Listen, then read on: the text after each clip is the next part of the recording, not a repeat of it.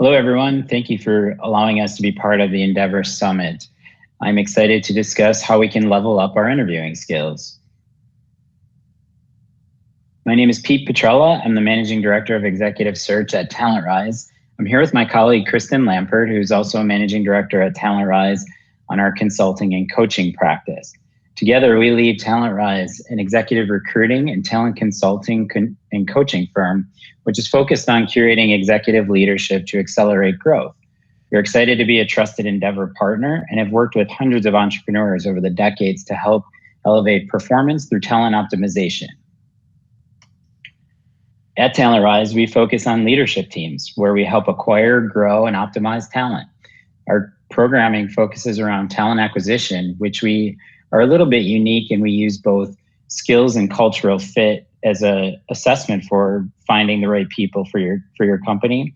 And in addition, we work closely with leadership teams to maximize everyone's strengths to fully optimize the team. My colleague Kristin will cover the optimization strategies in other sessions over the next couple of days. But I'm here to talk about interviewing. Interviewing is still the #1 way we assess talent to join organizations, but it's probably the least reliable method to truly evaluate job fit. Our hope is that after this week and after our sessions, you will learn how to level up your ability to ask the right questions, assess for true fit especially within leadership roles, and understand how cognitive and behavioral interviewing, and along with active listening and understanding the skill and ability, will drive your hiring decisions, all in a short period of time that you have with a potential candidate. So this is a slide you will see throughout our sessions. We want to make sure that when you're evaluating through interview process or just evaluating a candidate in general, you evaluate the whole person, understanding how they've changed, how they've grown, taking the whole person into account. What are their strengths? What are their weaknesses? What are their values? What is their personality type? How do they fit with the team? If they're a C-suite hire, what is their market reputation? How have they created and executed strategies similar to yours? What are their past successes? What are their failures? How have they learned from their failures? These are all very important things to understand in a very short period of time, especially during an interview process. So let's dive into the interview. How about we start with some of the reminders of the don'ts? Mostly don't ask anything about that can be viewed as discriminatory within an interview. Don't ask about race, gender, age, religion. You'll see some questions here that to stay away from, things you shouldn't ask. Don't even try to ask around these things or try to understand any of these things during an interview process. That can all be viewed as discriminatory, and it is definitely something we want to stay away from. We have to stay away from. More recently, you cannot ask what the candidate made in terms of compensation in a previous role, something fairly new laws that have come into place. They may offer that up in conversation. That's something you might be able to assess, but I will typically ask during my interviews with candidates what their compensation requirements are versus what they made in their last role. I want to see if they're close to the compensation that the role is hiring for, and see if there's a fit there. Also, if they are actually lying within the interview, you can quickly assess that as well when you tell them what the actual compensation is and they say, oh yeah, I'd be able to do it for that, or come way down from what their original requirements are. So there are ways to find out compensation averages or where they need to be. It's just a matter of how you ask the questions, because you cannot ask directly what their compensation is. So what do candidates need to have? Now we want to look at what we're really looking at for an interview. We need to understand the ability, the skill, the will, and the fit. So if you can organize your interviews in any way, I suggest using these categories to build questioning around, at the very least, in a short period kind of interview. If you have these 4 things coming out of an interview, if you have these 4 things coming out of the interview with a potential leader, then you can confidently feel good about them as a candidate. You can use other data points as well, and assessments and feedback from others who talk to the candidate to paint the full picture as you assess the fit of the candidate. As they answer questions around these categories, continue to ask yourself, is this person I can see spending every day with? Get to know them through the questioning, through the conversation, and see if you build a connection. It's a way that while you're assessing these 4 things, you also can understand how they speak, how they present, and how they generally relate with you. So here's some details on how to assess each of these 4 categories. Ability. This is probably the easiest of the 4 to assess because it's all there on paper. Does this person have the ability to do the job? Are they applying for something that they enjoy and have the right experience to show their ability to do the job at a high level? During the interview, press them for examples of strategy and execution in previous roles to truly show their ability. Skill. What skills have they acquired to get them to this point, to be able to interview for this job or be attractive as a candidate for this job? Test those skills. How would you handle X? How would you solve Y problem? Things that will help you show the skills that they have and help you understand if they're a true fit for the job from a skill set perspective. Will. Will is a big one. Will is, you want to make sure that you truly understand their motivations to take on this role or to be there for the interview in general. Are they running away from something or are they running to something because they know they'd be a good fit for this role? Is there a desire to get the job? And most importantly, to do the work.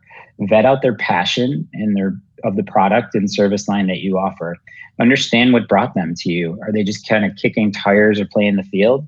Or have they done the research of the company and understand what it's really going to take on this role? And you can see them stepping in day one and making a difference. Fit. There are 2 things that really help understanding fit in a short period of time when you have an interview. One is, we talked about before, do you generally connect with this person through conversation? Do you agree with their beliefs? Do you enjoy the conversation? Remember, you're going to spend a lot of time with this person. And then number 2, engage a third-party data source to understand the personality of the candidate. We at TalentRise use predictive index. We'll talk a lot about it, but it analyzes the candidate based on important traits for the role, specific to the role, and for team culture and how they fit in relation to the other members of the team. They show gaps in areas to probe further.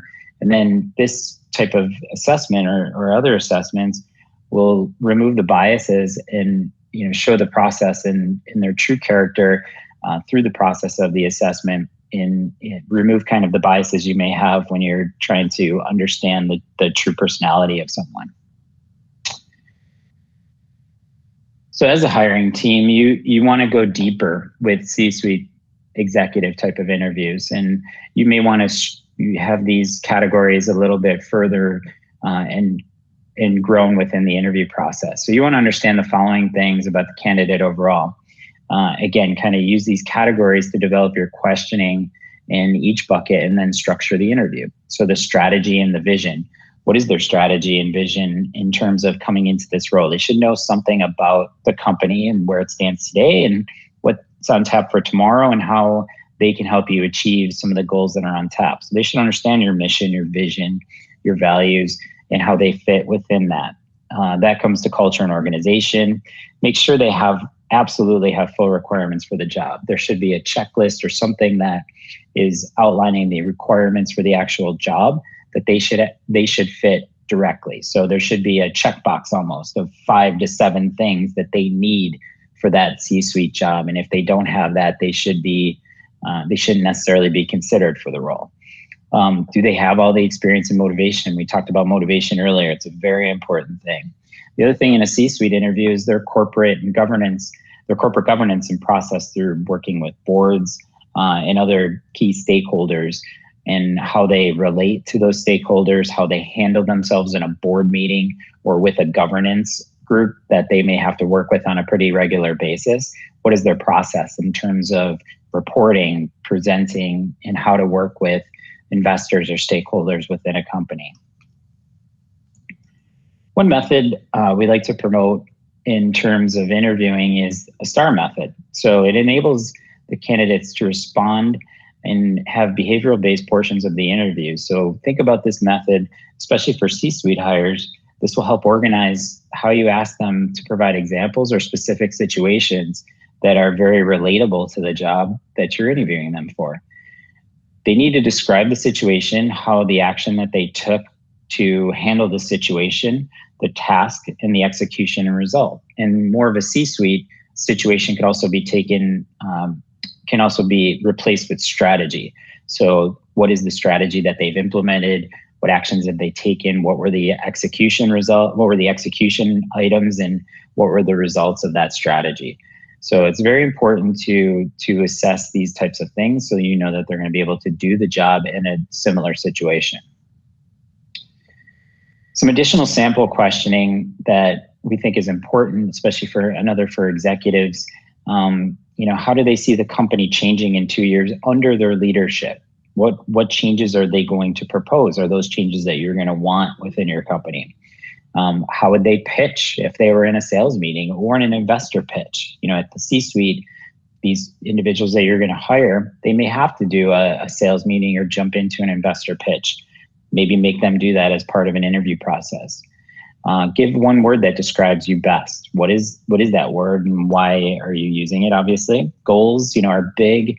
Assure that goals are aligned, values are aligned, accomplishments, and another important thing is what other CEOs do you look up to? So understand who their role models are, understand who their mentors are, and that'll give you a good sense of how they're going to act in a similar type of role.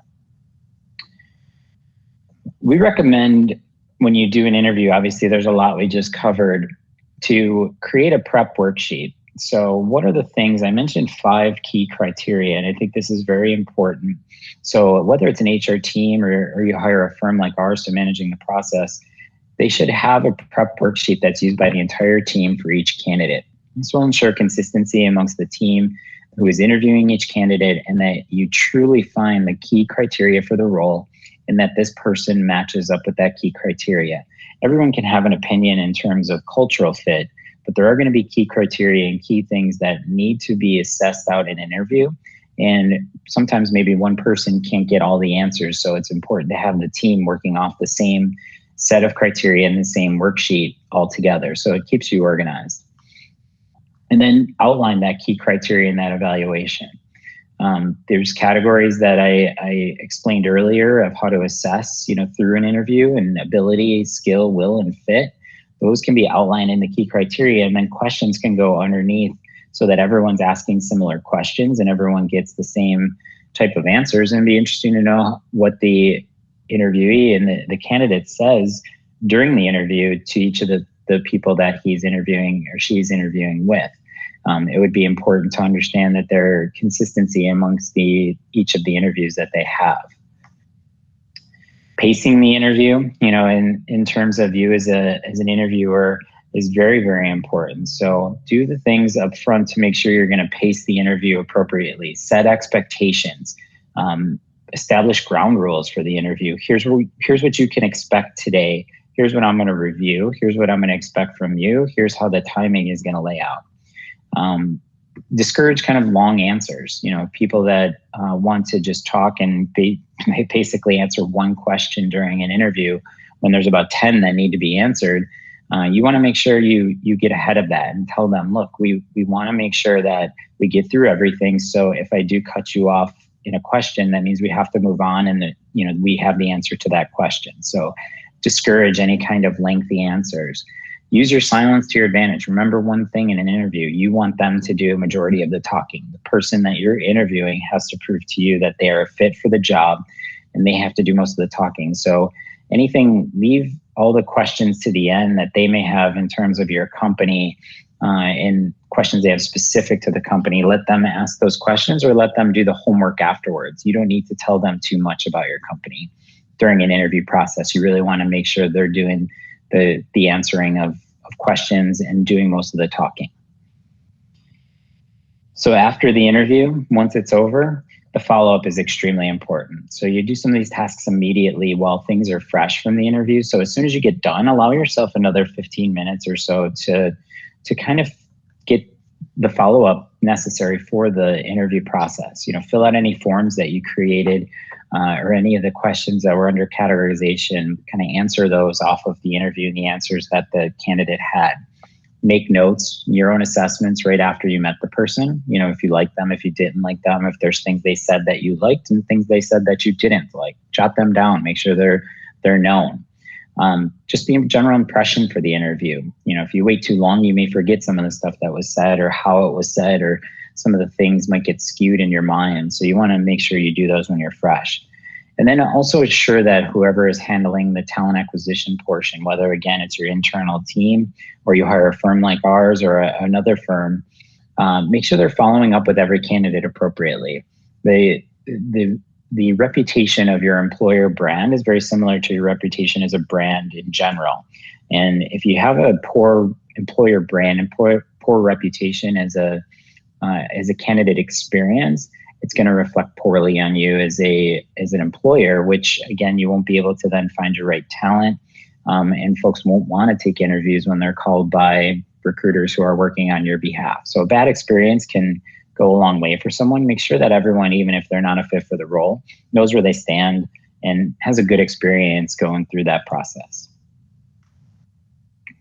So I just want to say thank you. If you want to learn more, we're always happy to connect with leaders who are interested in our thoughts and assessments and our recruiting practices. So feel free to reach out to us at any time. We'll actually be in the exhibit room. So if you have any questions or want to speak to Kristin or myself directly, thank you. And we're excited to partner with Endeavor and Talent Strategy, and there will be more to come from us.